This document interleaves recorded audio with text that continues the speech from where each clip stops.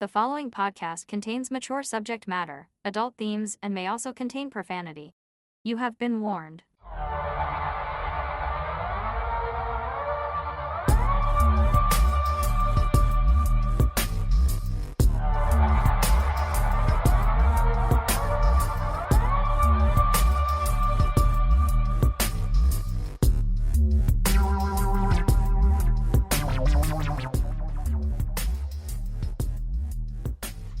Well, hello everyone. Hello and welcome back to the show.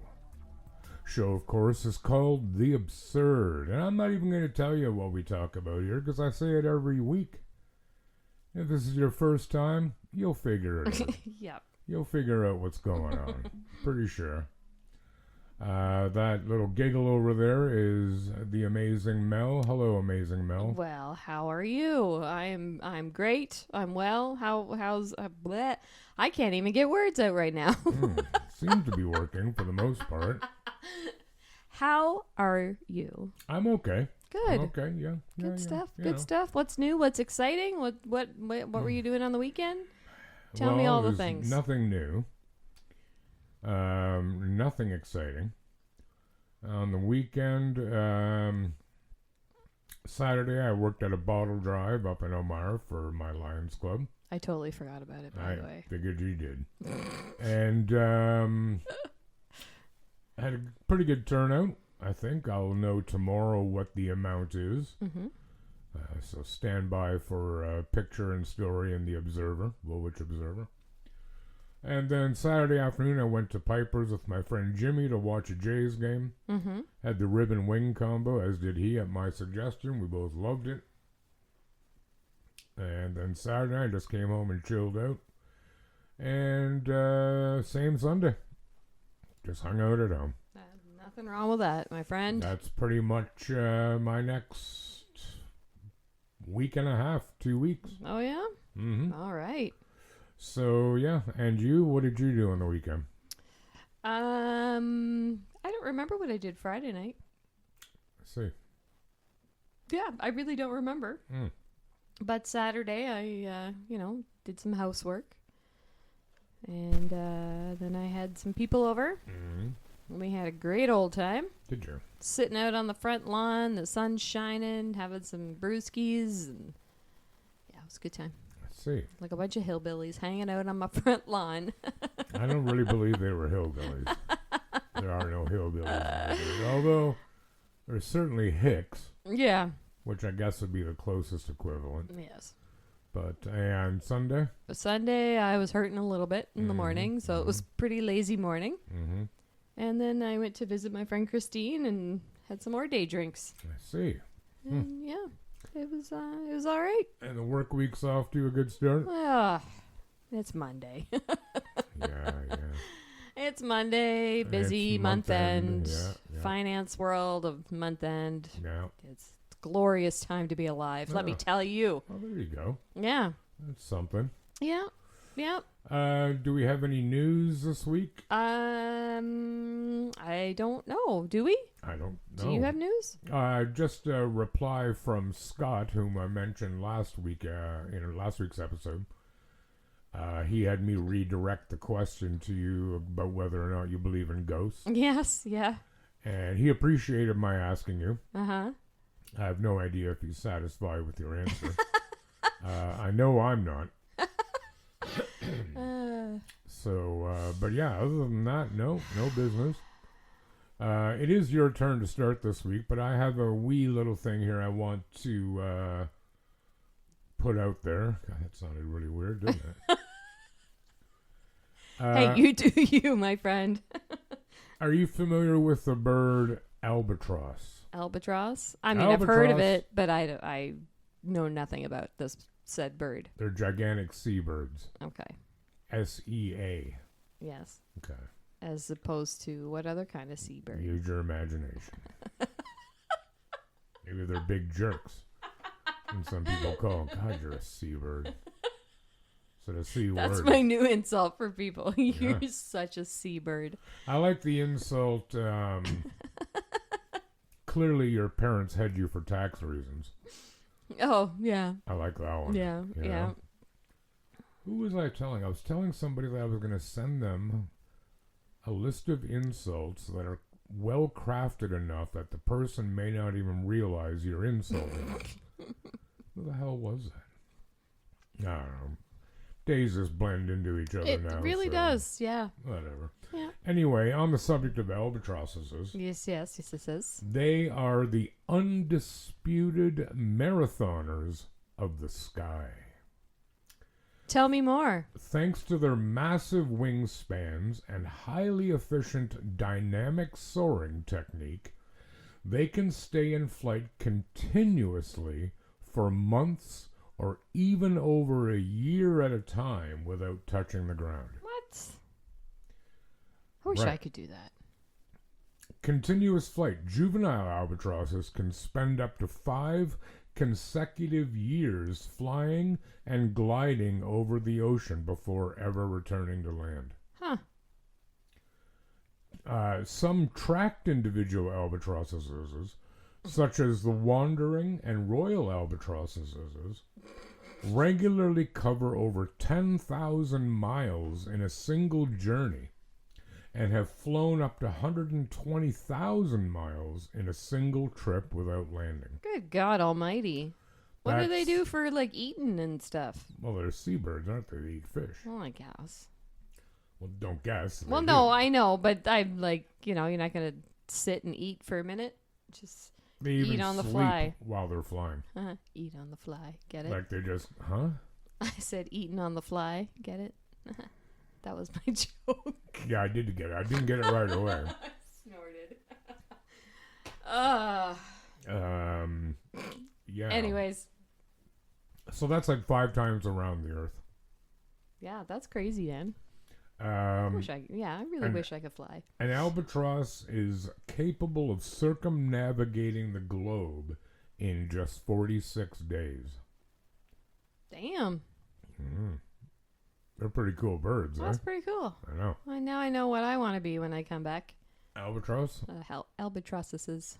We can only be one. Well, you never know. I might come back again. Oh, and again. And again. I want to come back, I think I'd say it as a dog. Yeah. Absolutely. In a loving home. Like, I don't want to be a street dog in Mumbai or something. Right. Yeah. Because that would probably suck. Yeah, well, yeah. But think about it. Like, you live in the moment. You don't remember, like, oh, yeah, that's the dick who wouldn't give me that new chew toy at the store last week. Right. You don't remember that.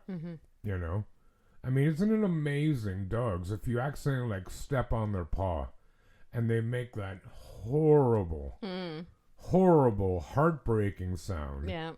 And then you bend down, you're like, oh, God, I'm sorry. And they lick you, and they're like, oh, it's okay. Like, if somebody just stepped on my foot, like somebody that much bigger than me, like 5 times the weight, I'd be pissed. Yeah, you wouldn't go up and lick them? Well, I wouldn't do that anyway. Probably not. Depending on who we're talking about. Yeah, I don't want to get into personalities or anything, but but they're amazing, and they love unconditionally. Yes, they sure do. They sure do. They don't care, if you're overweight or what you look like or how much money you have or any of that crap. That's right. They just like you. How is that not commendable? So that's my little thing on albatrosses. Okay, that's all right. I think it's kind of cool. It is kind of cool. I never knew this. You're starting today. I am. You have anything for us? Yeah. In a minute, because my tablet locked. Of course it did. All right. You ready? Sure I am. All right. For nearly 10 years, Eric Poulin had been having episodes where he seems drunk without taking even a sip of alcohol. Been there. If you stand up too fast. Yeah, or if I have to crouch. Getting down is the easy part. Getting back up. Yeah, it's no picnic. The Nova Scotia man has auto-brewery syndrome. Ooh. His gut produces ethanol at a rate faster than his metabolism can clear it, causing him to become intoxicated, even though he's had no alcohol. At home, he was having distressing episodes he has no recollection of.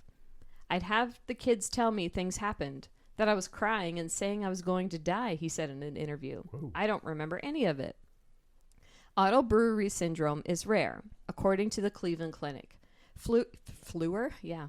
Let's try that again. Okay. Fewer than 100 cases have been documented. It is also understudied, making it difficult to identify and diagnose. The syndrome is caused by an imbalance of microorganisms in the person's gut, said Rachel Zawadi. Sure. That's how, how I read that article too. That's how I came up with the pronunciation. Yeah, all right. Well done. Who is not aware of Poland's particular case, but has treated patients with Otto brewery syndrome. The bacteria, fungi, that are able to ferment alcohol become the predominant species in the gut of that person. So that leads to the continuous gut fermentation, high levels of alcohol, and intoxication symptoms, said Zawade. Zawude? I said that different that time. I think it's pretty okay. Right. She's not here. Poulin's symptoms, which can include slurred speech, smelling like alcohol, and impaired cognition, often emerge unpredictability. Dr. Luke Chen, a hematologist and professor in the Department of Medicine at Dalhousie University, has an interest in rare diseases and is helping Poulin get the support he needs. The difficult thing with rare diseases is that once you get a diagnosis, the journey is not over yet. You will have to get the right treatment, Chen said. Otto brewery syndrome is usually managed by following a low-carbohydrate diet and taking antifungal treatment. Poulin tried to cut out carbs out of his diet years ago, but he continued to have symptoms. Experts have guided him through antifungal treatments as well, with no success. Another route Poulin's team is exploring is a fecal microbiota transplant. What's the word in there that stands out? Fecal. Uh-huh. Okay. So these capsules, Yes. they have poop in them. Oh, Or a treatment meant to restore healthy gut bacteria in the form of a capsule. Yeah. Poop pills. That's it. Sounds It delicious. doesn't not sound delicious. Poulin's wife, Sarah, keeps a close eye on his symptoms and advocates for his case. She believes Otto brewery syndrome is probably underdiagnosed. No doubt. She is launching an app called ABS Track. ABS Track. That helps people with Otto brewery syndrome track their symptoms and present them to healthcare professionals. It might help people who are in Eric's situation, where they know something's wrong, and maybe people don't believe them. They think they're closet drinkers, Sarah Poulin said. Meanwhile, Poulin lives his life at a whim at an Otto brewery. Meanwhile, Poulin lives his life at the whim of Otto brewery syndrome. He hasn't been able to work since 2023 because of his condition, and said that it's also been difficult to be a father to his 5 kids. 5 kids! Okay. What's wrong with you? Clearly nothing below. Does he even remember? Because he I don't thinks know. he's drunk all the time. But clearly he doesn't oh. suffer from BLD. Apparently. You know what BLD is? What? That's what we called it when we were younger. Brewer's limp dick. Wow. You have too much, Dan. It ain't happening. Yeah. Mm-hmm. Oh, yeah. Yeah. The spirit may be know. willing, but the flesh is failing. I 100% get it. Well, not 100%. No, I do. Yeah. It's also the same for girls. Yeah. Well, in my situation, penis doesn't get erect it doesn't if get you had too erect. much to No, drink. can't get anywhere with it. I It's see. just, anyways, Yeah, we're yeah. just gonna stop talking. Yeah. Anyway, I'm almost done. I don't know what's going to happen day to day, hour to hour, so that really leaves a lot of limitations of what I can do, where I can go, work, money, everything, he said. My whole life has been flipped upside down by this. Yeah, that would suck, actually. Well, I wonder how long it takes for him, like, does it come on quickly? Mm-hmm. Like, can he drive? Yeah. Like, if you're out driving and you haven't had a drop. Yeah. But then this whatever kicks in and you're like, oh shit, I'm loaded. Yeah. Like I presume you would also blow over. I shouldn't say that for sure. Mm-hmm. I shouldn't say that. But you'd have a hell of a time convincing a cop. Oh, Heck it's a yeah. disease. Yeah, right. Because you know how Yeah, open-minded. you smell like alcohol, you're slurring your speech, Right. you're all over the place. Failing roadside sobriety test. Mm-hmm. And yeah, about they're not working, I get that too. Mm. You know, like, Mm-hmm. imagine you're doing your gig, and all of a sudden you feel like you're completely drunk. Yeah. You wouldn't be able to do it, Mm-mm. you know? No. So that sucked. I always find it interesting too when we talk about this. They use the word gut Mm-hmm. because it sounds like such a how do I put it? Like such a laymanistic term. Mm-hmm. It sounds like something they say in like old war movies. You got hit in the gut. Yeah. You know what I mean? Yeah. But they use it all the time. Like, Mhm. you know, your gut flora, Yes. right? Yeah. Which is, I presume, what the deal is here. Mm-hmm. So hopefully these poop pills can help them, because that's gotta suck. Yeah, Man. And it's yeah. poor kids too. Yeah.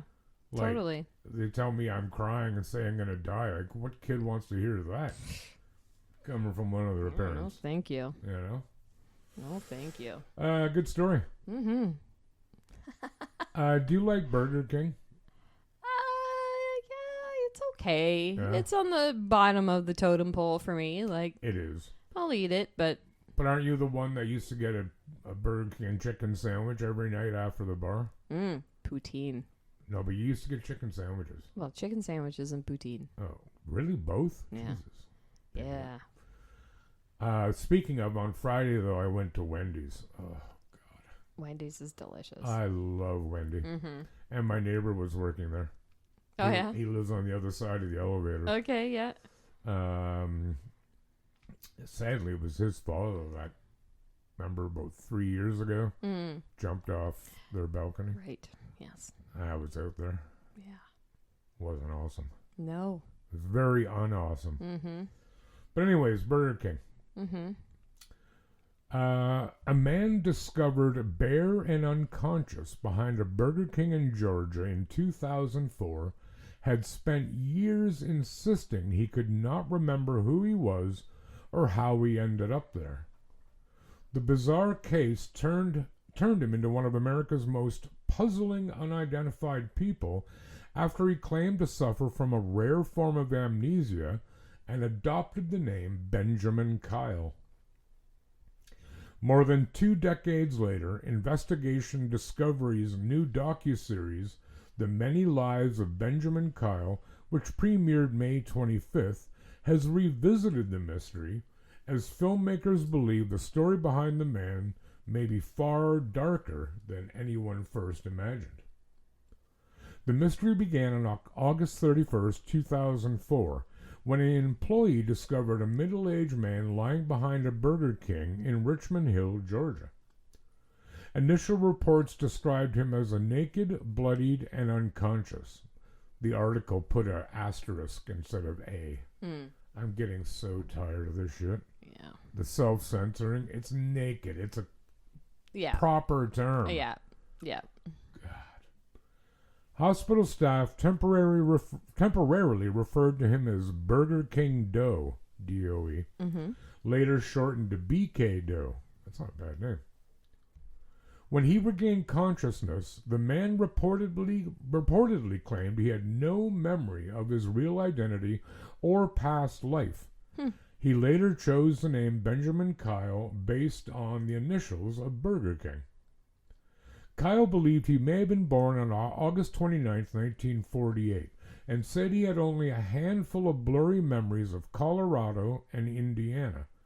Beyond that, he insisted he remembered almost nothing. Doctors eventually diagnosed him with retrograde or dissociative amnesia, a rare condition involving severe memory loss connected to trauma, illness, or injury. Without identification or a social security number, Kyle struggled to legally work, access services, or rebuild a normal life. His unusual story later drew widespread attention through television appearances and media coverage. But over time, some people close to the case began questioning whether his memory loss was genuine.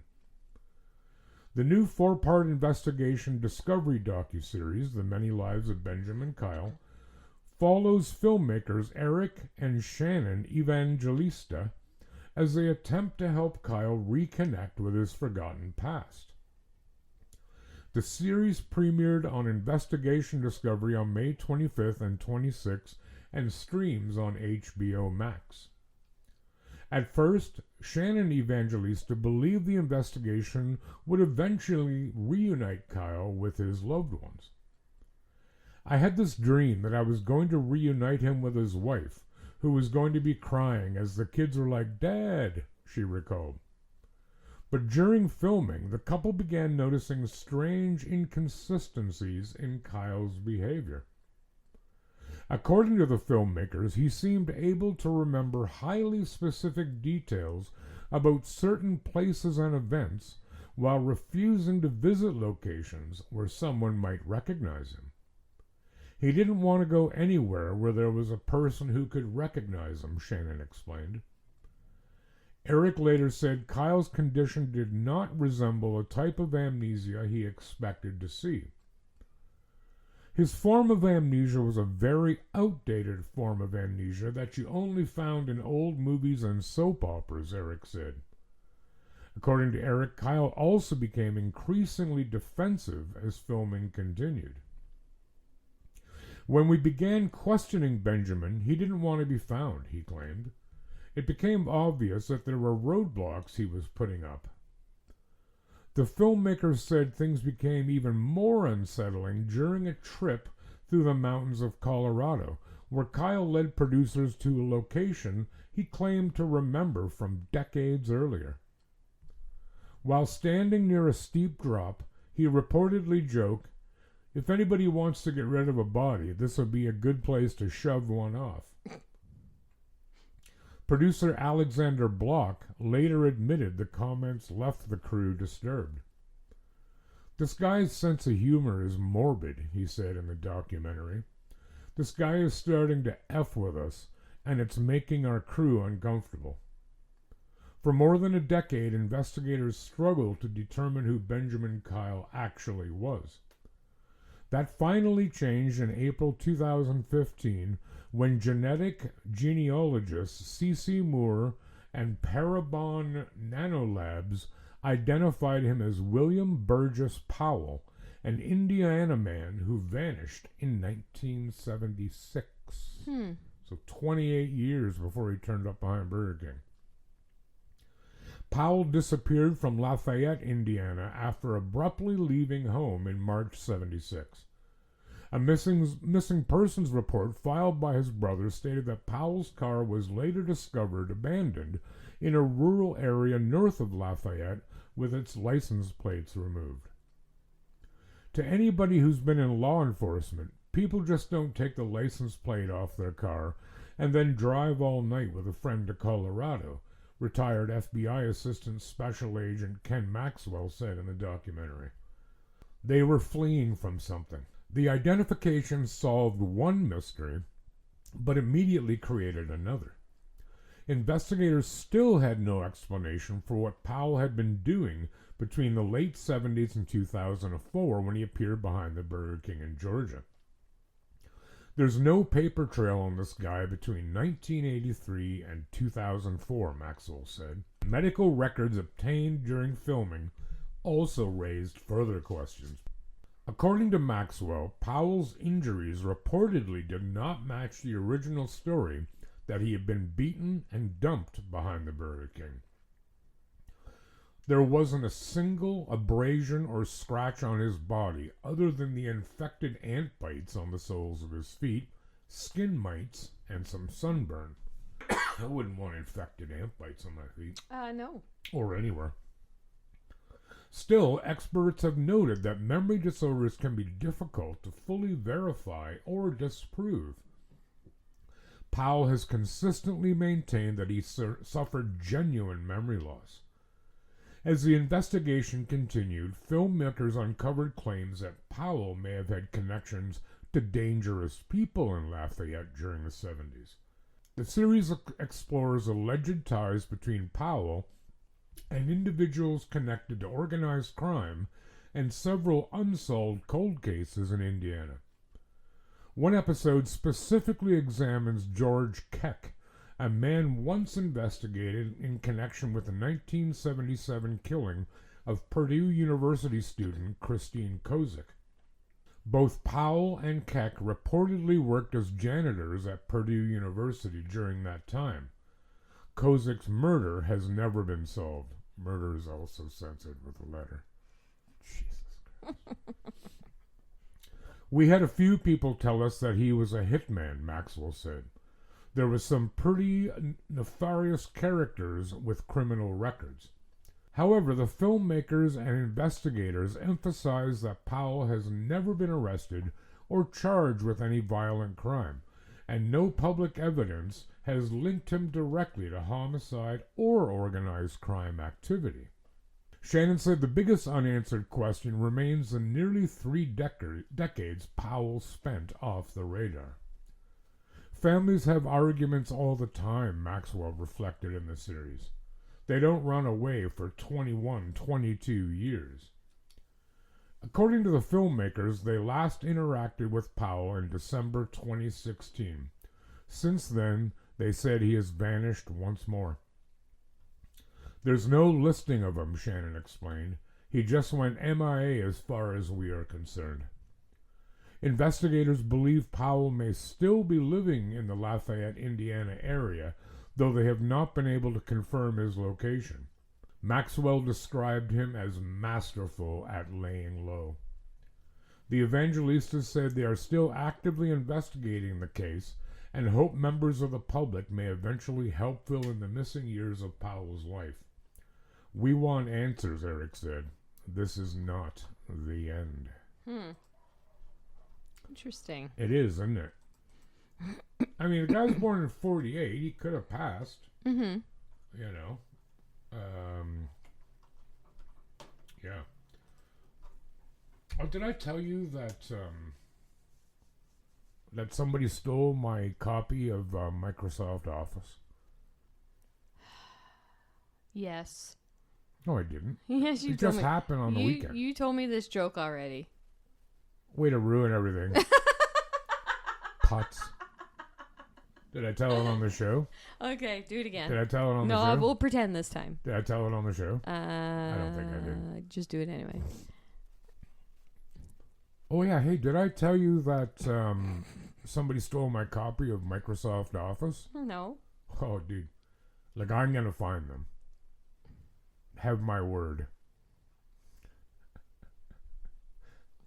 Am I supposed to laugh now? That actually sucked. I'm not going to do that because it doesn't work if they're third party. So, you got something for us? I do. You ready? Love to hear it. All right. What began as an alleged family game during a trip to Portugal has now escalated into a deeply disturbing case that has left the global public stunned. 2 young French brothers, aged 5 and 3, were reportedly blindfolded and abandoned in a forest in southern Portugal by their mother. Awesome. Yeah. Marine Rosanou and stepfather Mark Balabriga. Now, as details of the hours-long ordeal endured by the children continue to emerge, there has been widespread criticism of the parents. Well, yeah, you think? With many describing the incident as harrowing and incomprehensible. One user wrote, that's so adherently disgusting. I don't even have words. I've got 2 children the same age. I could vomit by the thought of that happening to them. How cruel. The boys, whose identities have been withheld due to privacy concerns, were allegedly lured into the forest, blindfolded, and abandoned by their own mother and stepfather. They remained lost in the woods for several hours before being discovered on the evening of Tuesday, May 19th. According to the children, the parents told them they could remove their blindfolds only after they successfully dug up a buried knife hidden in the dirt. What pieces of shit these people are. How do you dig up something with a blindfold on? I don't know. That can't be that easy. After digging desperately for several minutes, okay, good on you. Well done. The older brother realized something was wrong, defied the rules, and removed his blindfold. Good. He Good then boy. took off his 3-year-old brother's blindfold, only to discover that their parents and their family car were completely gone. Realizing they were alone, the 2 young boys carried their heavy backpacks and began walking through the dense, bushy terrain, wandering for hours in search of a way out. Reportedly, through the sheer luck and perseverance, the toddlers managed to navigate through the thick bush and eventually reached the edge of the quiet N235 rural road between the seaside resort towns of Alcadar del Sol and I don't know these places. You love them. Yeah. Covered in dirt, bruises, and scrapes, the boys stood by the roadside crying, screaming for their father, and walking along the tarmac until a passing couple, Eugenia and Alexandra Quintes, noticed them. Alexander told local media that each child was carrying a small backpack filled with a change of clothes, an apple, an orange, cookies, and water. Clues that immediately led rescuers to believe the boys had been intentionally abandoned. Yeah. Describing the boys' emotional state when they were found, he said, they were crying, they were terrified, they were crying and calling for their biological father. The oldest one told me that he and his brother had gotten lost in the forest and that their father and mother had left them without taking them. I realized right away that they had been abandoned. After the couple rescued the boys, doctors at the hospital examined them and officially declared both children physically unharmed and in stable condition. Good. Following their medical discharge, Portuguese child protection authorities placed the brothers in temporary foster care while arrangements are being made for their imminent return to France. Portuguese authorities have also launched an urgent legal procedure in the family and juvenile court. Reportedly, the boys' biological father, who is divorced from their mother, has traveled to Portugal to reunite with his sons. Amid the investigation, the boys' biological father reportedly told local authorities that the children had been kidnapped by their mother before ultimately being abandoned. Yeah, why? Okay. Yeah, why don't you just give them to him? Yeah, no kidding. Authorities also revealed that both the father and the boys' maternal grandmother had formally filed child kidnapping reports against the mother after she allegedly took the children from France without authorization. She sounds like a piece of... Yeah. Something. Yeah. Mm-hmm. After roughly 2 days on the run, Portuguese police tracked down Marie and her partner on Thursday evening, May 21st.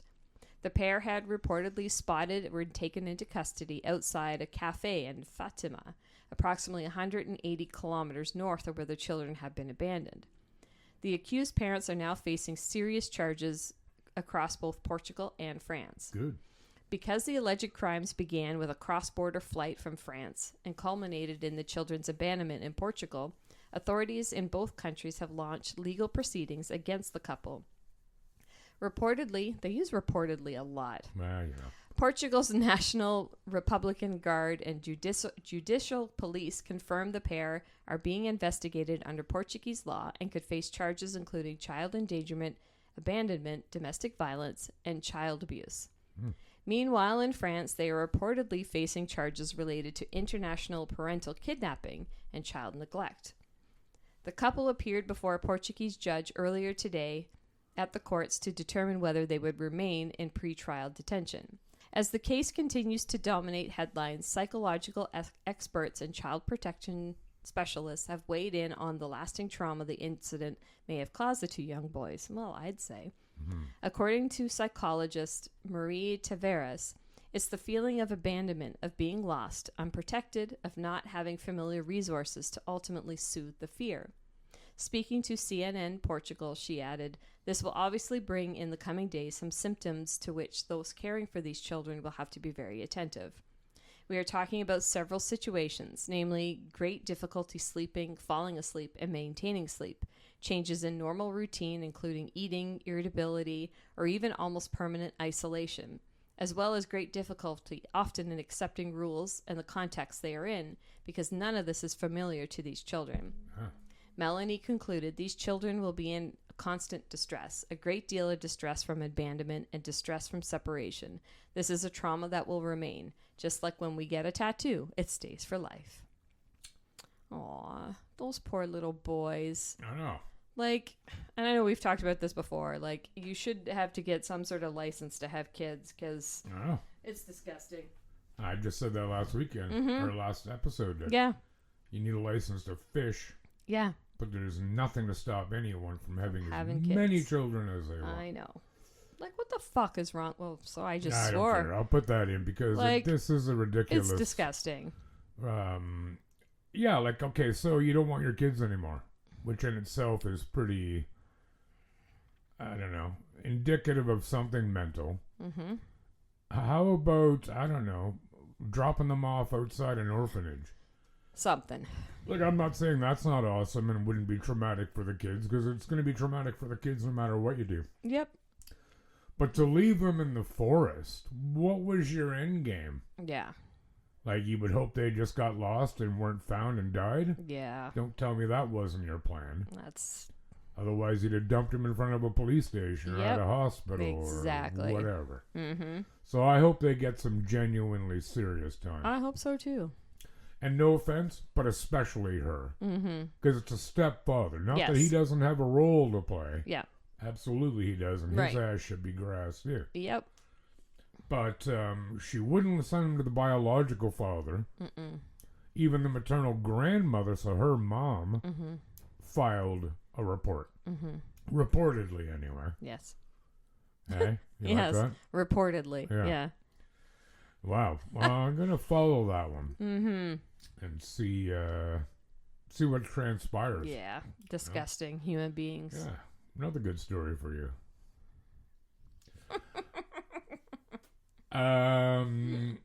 All right. What you got now? Do you have a twin? A twin? Mm-hmm. No. Right. Would you have been happy if you had twins as babies? Yeah. Sure. Why Right. not? Yeah. Oh, the twins are pretty cool. Yeah. My favorite twins in the world, they just had their birthday on Friday. Okay. Shout out to Lori and Leslie. Okay. And I put them in that order because it's alphabetical, because I can't remember which one is older than the other. Okay. But I got a story here about twins. Okay. A different kind of twin. Oh. All right, here we go. Krista Hogan and Tatiana Hogan, like that name. I do like that name. That's my babysitter's name. Is it? Mm-hmm. It isn't her, is it? No. Okay. Born October 25th, 2006, are Canadian conjoined craniopagus twins. They are joined at the head and have separate brains that are interconnected by a thalamic bridge within a shared skull. Damn. They were born in Vancouver, British Columbia, and are the only unseparated conjoined twins of their type currently alive in Canada. They live with their mother, Felicia Sims, in Vernon, British Columbia, have two sisters and a brother, and often travel to Vancouver for care at British Columbia Children's Hospital. The twins were given a 20% chance of survival at birth. At birth at BC Women's Hospital and Health Center, they were described as, quote, wriggly, vigorous, and very vocal. Sounds like you, actually. They weighed 12.5 pounds, 5.7 keys, when they were delivered by cesarean section. I would bloody well hope so. Yeah. That'll stretch out the old girl if you try to pass on that through the birth canal, eh? Tatiana is smaller and less robust than Krista. Tests done in April 2007 showed that Tatiana's heart was working harder than Krista's and that she had high blood pressure. Because of it, Tatiana's heart was supplying part of her blood to Krista's brain. A surgery was planned to give Krista's heart a jump start so Tatiana's would not have to work so hard. The twins' nervous systems are highly interconnected. Their doctors reported that when one of them is tickled, the other jumps, and that putting a pacifier in the mouth of one could cause the other to stop crying.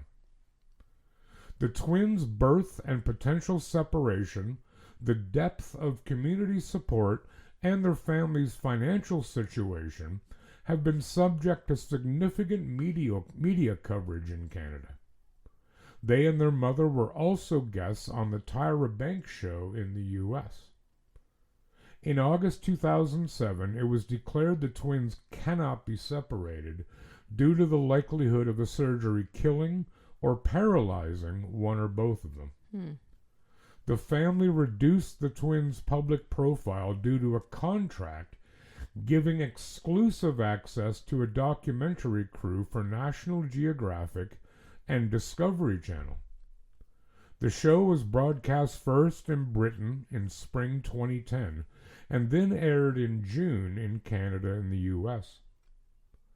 The documentary followed a year in the twins' life and included a particularly poignant meeting between the family and Laurie and George Chappelle, age 51, the world's oldest twins to survive being joined at the head. There is evidence suggesting that the twins can see through each other's eyes due to brain conjoining. Their thalami are joined by connector tissues, a thalamic bridge. In January 2009, a documentary was filmed which reported on the twins and followed their progress up to their third birthday. This documentary was aired in October 2010. In this documentary was confirmed that though each girl has her own thalamus, there is a connector piece, that thalamus bridge, which connects the two thalami together. Through this shared brain tissue structure and the interconnected neurons, one brain receives signals from the other brain and vice versa. This documentary also reported on experiments that were carried out that confirmed that visual cortex signals based on what one girl saw were received by both girls' brains. So, in effect, one twin could see what the other twin was seeing, making them unique even among craniopagus twins. At this time, Tatiana suffered from a sleep apnea condition that occasionally caused her to stop breathing for up to 20 seconds. Been there. A sleep apnea specialist, Dr. Fred Kozak, hey, that's the second Kozak in our stories this week, surgically treated her sleep apnea. Not long after the surgery, her heart shrank to a more normal size, and its rate dropped such that it no longer carried all of the burden of circulating blood for both brains. The documentary reports that the twins are progressing well and have achieved all the normal childhood milestones, such as walking, talking, and counting. See, don't give up now.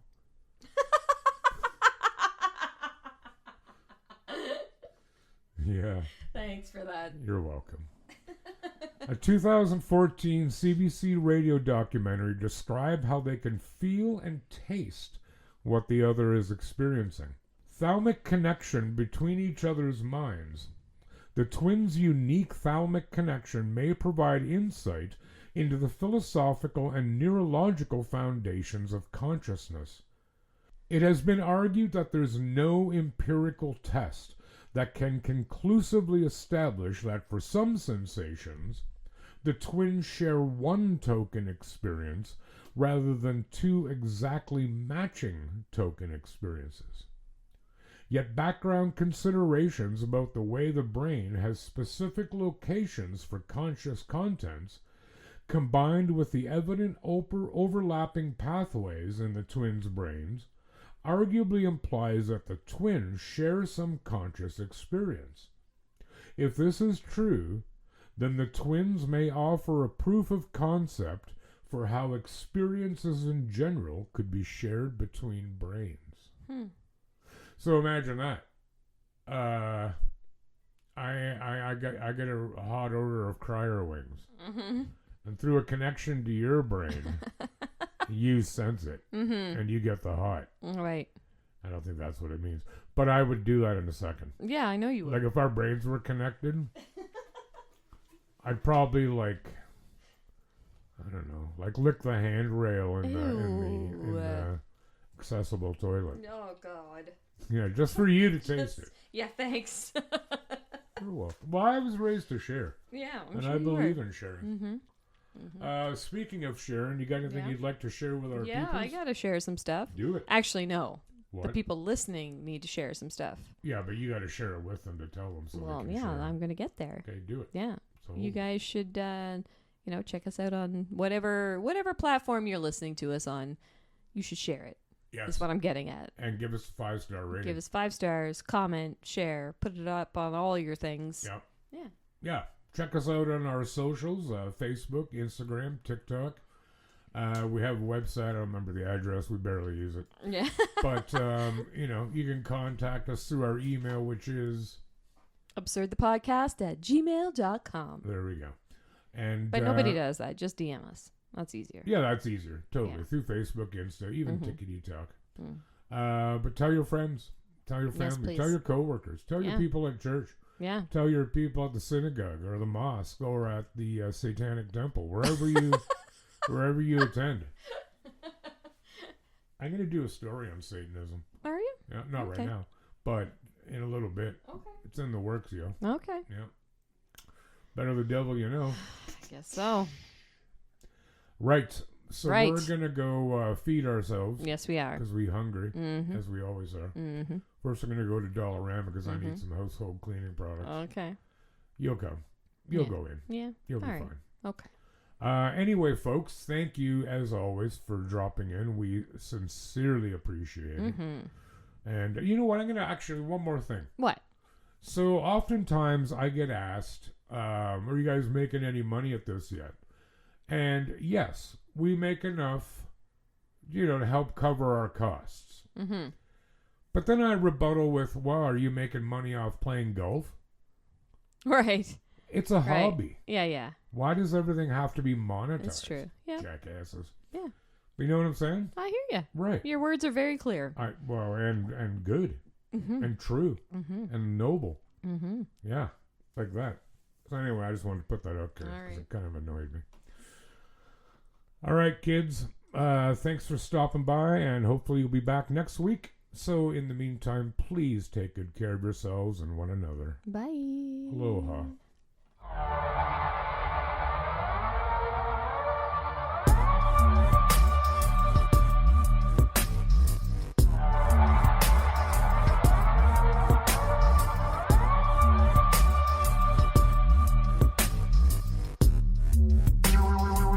The Absurd Podcast is written, produced, and recorded by Rod and Mel. Music by Audionautics.com.